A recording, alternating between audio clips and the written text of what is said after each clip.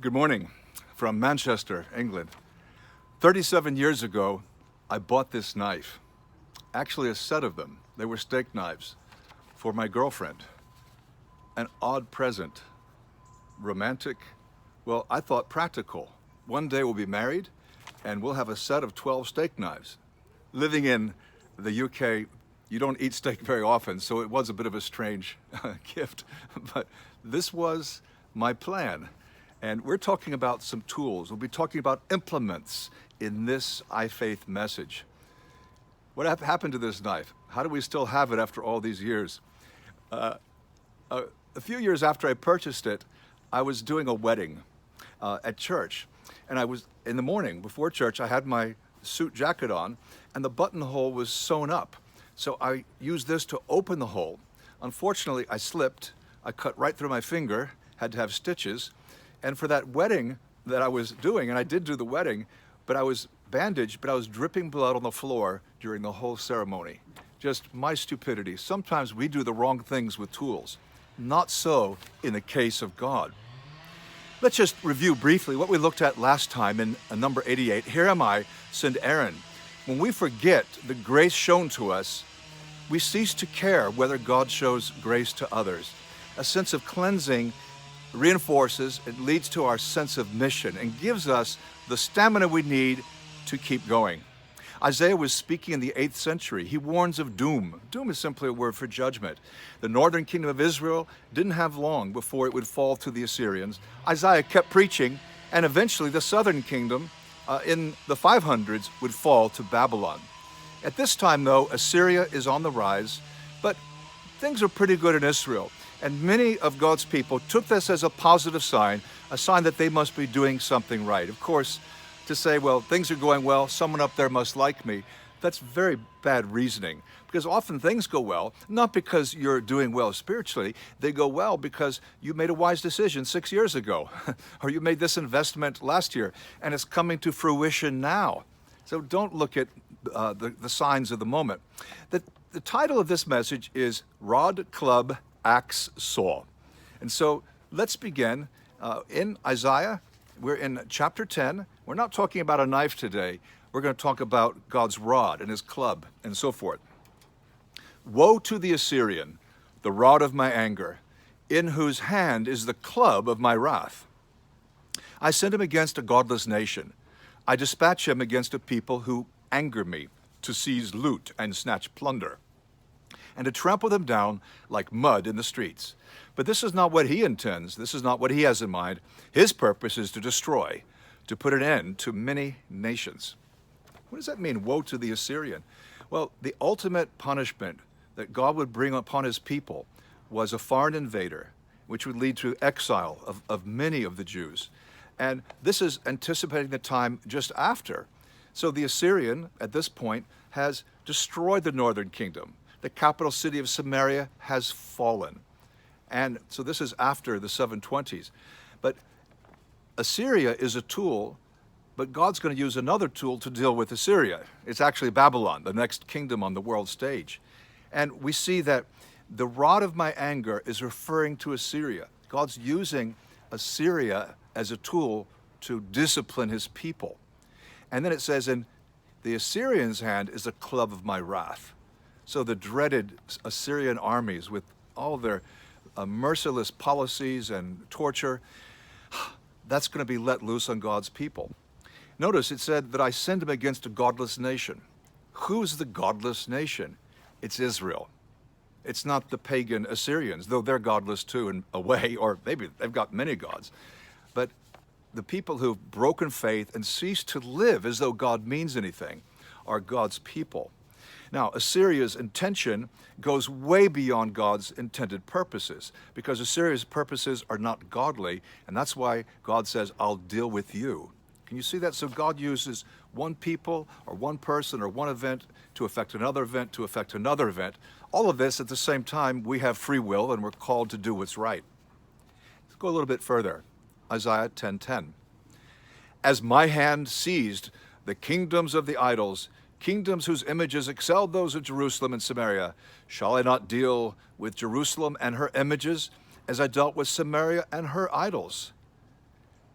When the Lord has finished all his work against Mount Zion and Jerusalem, he will say, I will punish the king of Assyria for the willful pride of his heart and the haughty look in his eyes. For he says, by the strength of my hand I have done this, and by my wisdom, because I have understanding, I have removed the boundaries of nations. I plundered their treasures like a mighty one. I subdued her kings. And these proud royal words drip with arrogance and really confusion about who's really in charge. The Assyrian king is not ultimate. He'll be dealt with by the Babylonian king, who's not ultimate. Ultimately, there's the King of Kings. But these people don't realize it. Their theology is defective. They don't understand the true God, and there's only one. They don't understand the majesty. And here we see Assyria hungry for power and control. And he boasts about all the peoples he's conquered. And some of the things he says are actually true, but most of it is not. And God assures his people that Assyria will be punished for its arrogance. And once the Assyrians came, Isaiah's words would have been remembered. And just imagine the prestige and the credibility that he would earn because of this. And then the last passage we'll read, this is in 10, 15, and 16. And again, thinking of the Assyrians, who God is using to punish his people, the God says, does the axe raise itself above the person who swings it? Or the saw boast against the one who uses it? As if a rod were to wield the person who lifts it up, or a club brandish the one who is not wood. Therefore the Lord Almighty, and we read about judgment. See, we have it all backwards. You know, the tail doesn't wag the dog, the dog wags the tail. The axe isn't controlling the one who lifts it up. It's just a tool. It's just a tool. It could be used for good or evil, or in my case, for stupidity and insensitivity. And it's just a tool. See, after God is done with Assyria, Babylon punishes her. God will use Babylon, and then you'll have the Persians, and you'll have the Macedonians, the Greeks. You'll have a divided Rome, and then even with the Roman Empire, God will bring against them the Goths and the Vandals, these different barbarian tribes, and eventually, the Muslims will come. God uses, he's completely able to use individuals and circumstances and nations for his purposes without violating their free will, but he uses them. They're just tools in his hand. The problem is we forget that we're not ultimate, that God is the eternal one. He is the one whose purposes we should honor and believe in.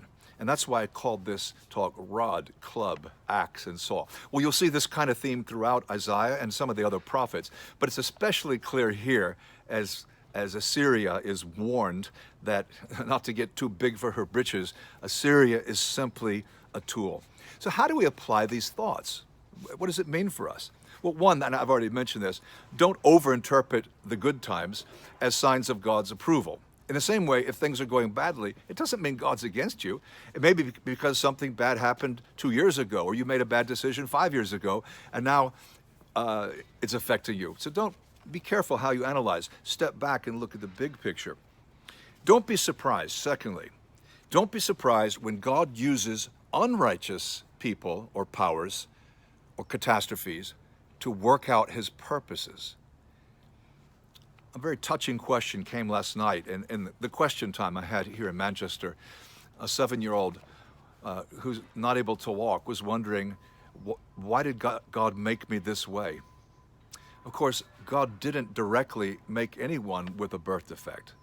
God ultimately is our creator, indirectly, but God doesn't create people with defects. This happens as a result of the system, the biological system. It happens because sometimes cells divide or the genetic material is copied or miscopied. There are errors. That happens in this world. It's a dangerous world. But the real question is not, why did God make me this way? Because I would say he didn't, at least not directly. But it's, does God still love me? Or how can I bring glory to God? We need to be asking the right questions. And we shouldn't be surprised that in pain, in hardship, difficulty, God will work. It's like the silver lining in the dark cloud. God is there. And things happen. Yes, ultimately, he's in control, but he normally does not intervene. except to give us grace and give us possibilities. Third, humbly realize that we are only tools in God's hand. Maybe you led 10 people to the Lord this year. You're just a tool. Maybe you raised a lot of money and that's helped the needy. You're just a tool. Everything ultimately comes from God. And we mustn't have too big a opinion of ourselves. Romans 12:3, Proverbs, my goodness, 16:18, there's so many passages on this. So we need to be humble. And if we are, we'll give the Lord credit for his work. And then last, do God's will. So don't overinterpret the signs when things are good or bad. Don't be surprised when God uses unrighteous people. God works among all peoples on the earth. Humbly realize our station. We're just tools. So we give God the glory. And last, let's do God's will. This last realization about humility doesn't mean we should just lounge around and wait for the Lord to move. Well, he'll pull our puppet strings and then he'll make us do what he wants to do. No, God gives us the principles, he gives us the plan, he gives us freedom to apply it, to implement it, and he expects us to step out in faith, even if we don't understand how everything will work out. So let's not just lounge around, let's get busy, and let's make a difference in the world. And that's iFaith 89, Rod Club, Axe and Saw. Well, next time will be our final talk from Isaiah, and it's on filthy rags. We'll be talking about rags and dirty clothing and clean clothing and what that means in the Bible. And this is a passage that's misunderstood by, it seems to me, almost everyone who reads it from near the end of the book of Isaiah. So I hope you enjoy number 90. But that's all for today. Thank you for watching, and I pray this will give you some tools to better understand God's Word. Have a fantastic day. Love from Manchester, England.